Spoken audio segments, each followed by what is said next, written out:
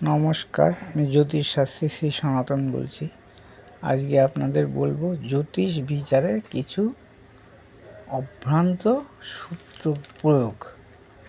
এইসব সূত্র প্রয়োগ করে আপনিও জানতে পারবেন, বা যারা জ্যোতিষী শিখছেন বা জ্যোতিষ সম্বন্ধে আগ্রহী তারা এইসব সূত্র ধরে যদি বিচার করে তাহলে কিন্তু তাদের বিচার সঠিক হবে, এবং সঠিক বিচার দ্বারা তাদের যে কথা গ্রাহকদের বলবে বা ক্লায়েন্টদের বলবে, তারাও খুশি হবে যে না, কথাগুলো তারা ঠিকই বলছে।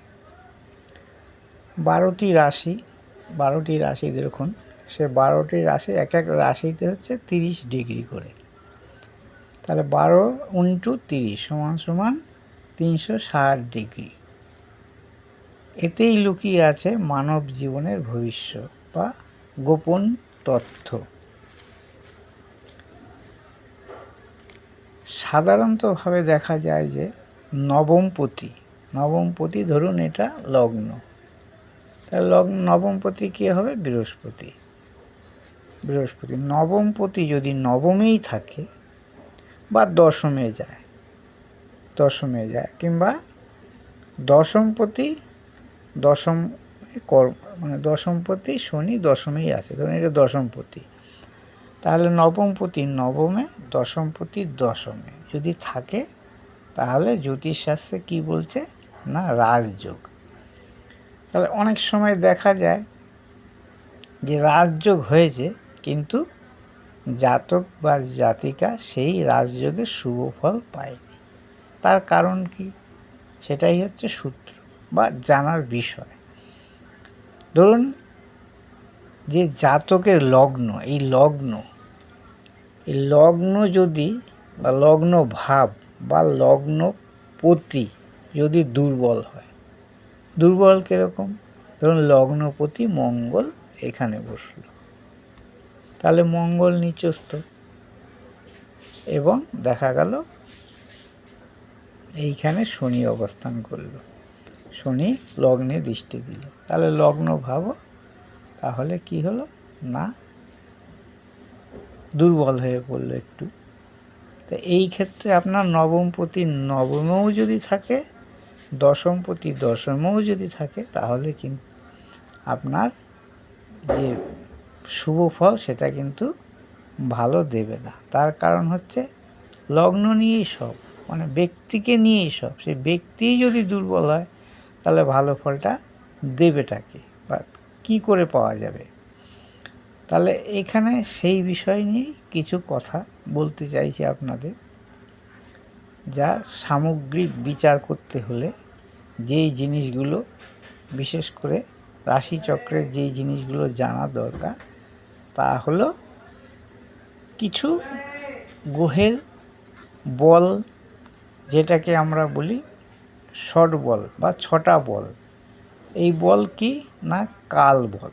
1 নম্বর হচ্ছে কাল বল, 2 নম্বর হচ্ছে চেষ্টা বল, 3 নম্বর হচ্ছে উচ্চতা বল, 4 নম্বর হচ্ছে দিক বল, 5 নম্বর হচ্ছে অয়ন বল, 6 নম্বর হলে স্থান বল। এই বলগুলো আপনাকে জানতে হবে। এই বলগুলো যদি ভালো থাকে, মানে গ্রহের বল যদি ভালো থাকে, সেই গ্রহরা কিন্তু ভালো ফল দেবে। ধরুন কাল বল হচ্ছে কখন? জন্ম সময় যদি রাত্রিবেলা হয়, মানে রাত্রি একটা কাল বলতে দুপুর রাত্রি, তাহলে মানে সন্ধ্যার আগে, মানে যতক্ষণ পর্যন্ত রোদ থাকে সেটা হচ্ছে আপনার দিন, তারপরে যখন সন্ধ্যার পরে সেটা হচ্ছে রাত।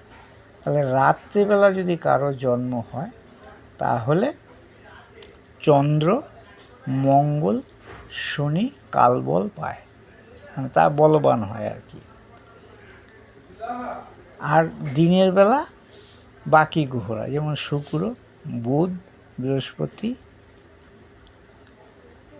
এবং বাকি যে রাহু কেতু, এরা কিন্তু এই দিনের বেলায় কাল বলে প্রাপ্ত হয়।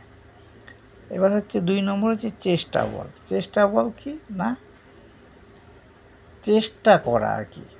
যেমন ধরুন সাধারণত পূর্ণিমা চন্দ্রে চেষ্টা বল প্রাপ্ত হয়। পূর্ণিমার চন্দ্র, চন্দ্র কিন্তু সবসময় ভালো থাকে না। অমাবস্যার চন্দ্র আছে, পূর্ণিমার চন্দ্র আছে। এই পূর্ণিমা চন্দ্রই হচ্ছে চেষ্টা বল প্রাপ্ত হয়। রবি উত্তরায়ণে আর কি অন্যান্য গ্রহের বক্রগতির সময়ে বা গৃহযুদ্ধে যদি জয় হয় তাহলে তারা চেষ্টা বল প্রাপ্ত হয়। গৃহযুদ্ধে জয় কি করে হয়? ধরুন একটা রাশিতে দুটো গ্রহ রইল এবং তাদের মধ্যে কে সবচেয়ে বলশালী? যে বলশালী সে কিন্তু চেষ্টা বল প্রাপ্ত হবে। আর যে মানে গৃহযুদ্ধে, এটা হলে দুটো একই ঘরে থাকলে তাদের ভেতর যে যুদ্ধ হবে, সেই যুদ্ধে যে জয়ী হবে, জয়ী বলতে ধরুন এখানে শনি রইল, হ্যাঁ, আর এইখানে বৃহস্পতি রইল, বৃহস্পতি শনি রইল, তাহলে এই যে চেষ্টা বল, এটা কিন্তু শনি এখানে বেশি মানে চেষ্টা বল প্রাপ্ত হবে। মানে গৃহযুদ্ধে শনি কিন্তু জয়ী হবে, কারণ শনির এই জায়গাটা হচ্ছে উচ্চস্থ স্থান। বৃহস্পতি এখানে খুব শুক্রের ঘরে খুব একটা, শুক্র এমনি শত্রু ঘর, তারপরে খুব একটা ভালো থাকে না। যেহেতু শনি এখানে বলবান, সেহেতু গৃহযুদ্ধে শনি জয়ী হবে এবং শনির চেষ্টা বল প্রাপ্ত হবে। এবার হচ্ছে গ্রহেদের তুঙ্গি বল, মানে কোনো গ্রহ যদি তুঙ্গি হয় তাহলে সে হচ্ছে উচ্চ বল বা তুঙ্গি বল প্রাপ্ত হবে। যেমন বৃহস্পতি এইখানে কর্কটে, শনি তুলাতে, মঙ্গল মকরে, বুধ কন্যায়, রবি মেষে, শুক্র মীনে, এইসব জায়গায় এই গ্রহরা থাকলে তারা উচ্চ বল প্রাপ্ত হয়।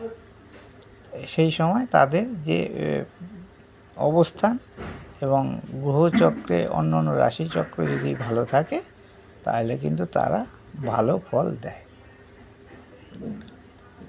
যেমন বৃহস্পতি যদি কর্কটে থাকে উচ্চ মানে 5 ডিগ্রিতে, তাহলে এই বৃহস্পতি আবার কর্কট, যদি লগ্ন ধরুন এটা হয়, তাহলে বৃহস্পতি যদি এখানে থাকে 5 ডিগ্রিতে, তাহলে বৃহস্পতি কি পঞ্চমপতি এবং নবমপতি, তাহলে বৃহস্পতি পঞ্চমপতি এবং নবমপতি হিসাবে কিন্তু আপনাকে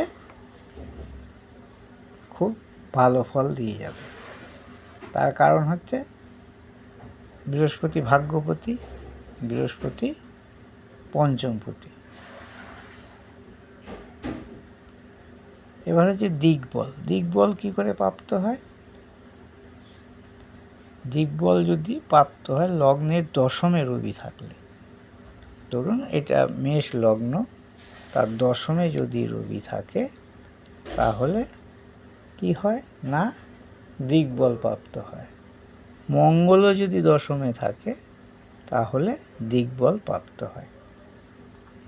চতুর্থ এই লগ্ন যদি এটা হয় চতুর্থ, তাহলে এটা হবে, তাহলে এখানে চন্দ্র যদি থাকে দিকবল প্রাপ্ত হবে, শুক্র যদি থাকে তাহলে দিকবল প্রাপ্ত হবে।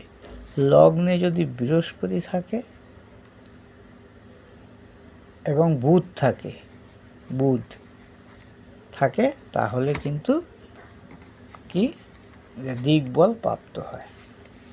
এবং সপ্তমের শনি, তার মানে এইখানে শনি, ধরুন এই যে মেষ লগ্নে সপ্তমে শনি তুলা, এইখানে যদি শনি থাকে তাহলে কিন্তু দিকবল প্রাপ্ত হয়। তাহলে এই সব জায়গায় প্রাপ্ত হওয়ার ফলে এই গ্রহরা কিন্তু সময় উপযোগী সময়, মানে তাদের দশা অন্তর্দশার সময় সেই সব বল মাধ্যমে তারা কিন্তু ভালো ফল দেয়। স্থান বল আবার 5টি ভাবে ভাগ করা হয়। স্থান বল গ্রহদের স্থান যেখানে যেরমভাবে থাকবে, যেমন উচ্চ বল, সপ্তবর্গ বল, যুগ্ম বল, কেন্দ্রাদি বল, দেকান বল। কেন্দ্রাদি বল বলতে কেন্দ্রে, লগ্ন একটা কেন্দ্র, চতুর্থ একটা কেন্দ্র, দশম একটা কেন্দ্র, সপ্তম একটা কেন্দ্র।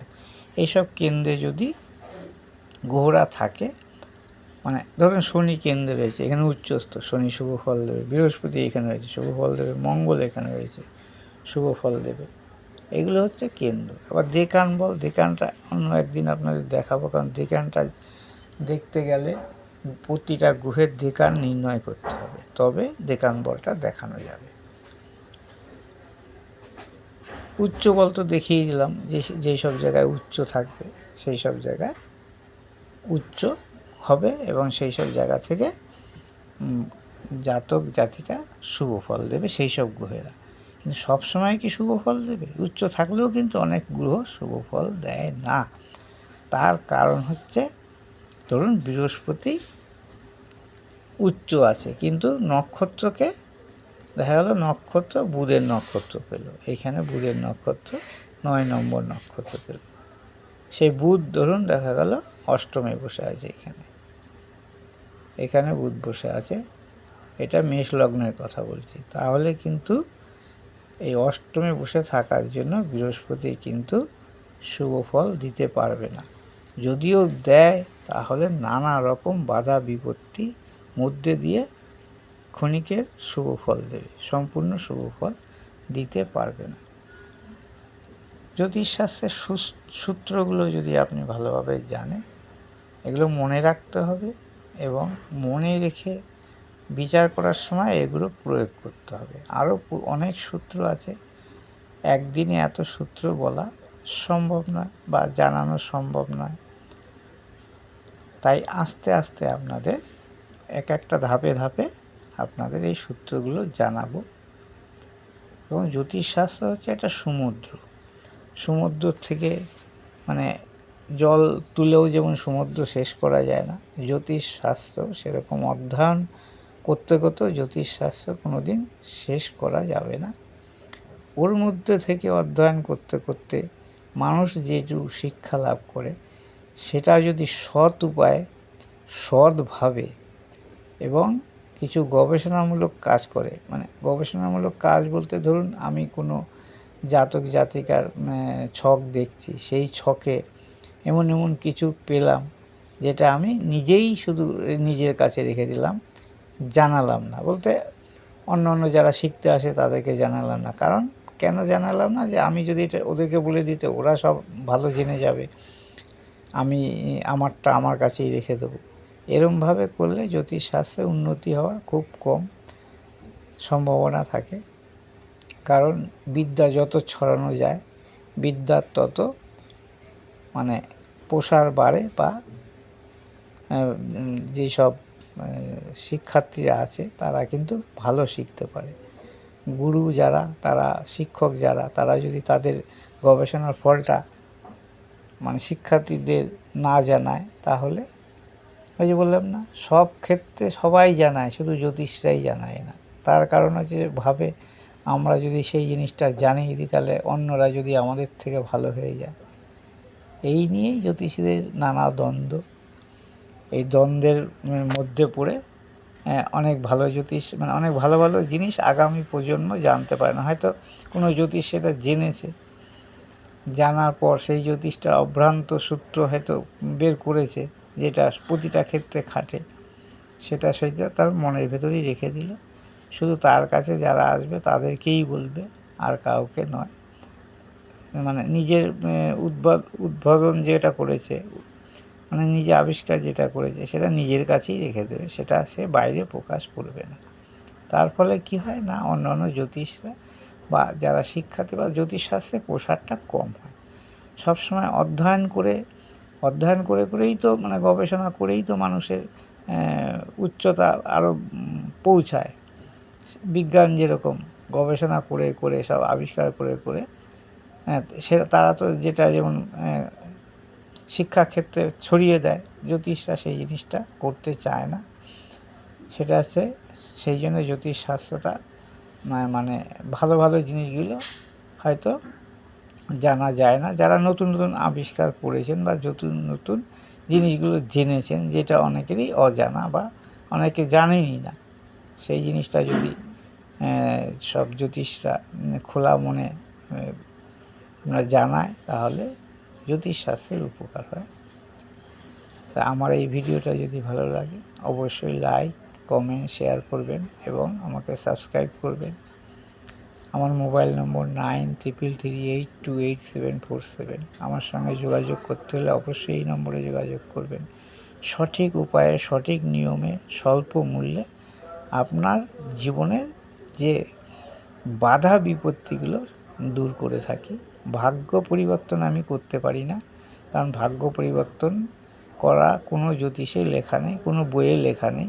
হ্যাঁ, জ্যোতিষের যে বর্ণনা, মানে আপনার জীবনে কী হতে পারে সেটা বলা যাবে, তার সঙ্গে কিছু বাধা বিপত্তি কাটানো যায়, কিন্তু সম্পূর্ণ মৃত্যু ভয়, মৃত্যু ফাঁড়া বা আরও যেসব আছে সেগুলো কিন্তু ভবিতব্য, সেগুলো কোনো দিনই কাটানো যায় না, সেটা আপনি যাই করুন না কেন। নমস্কার, আজকে এই পর্যন্তই।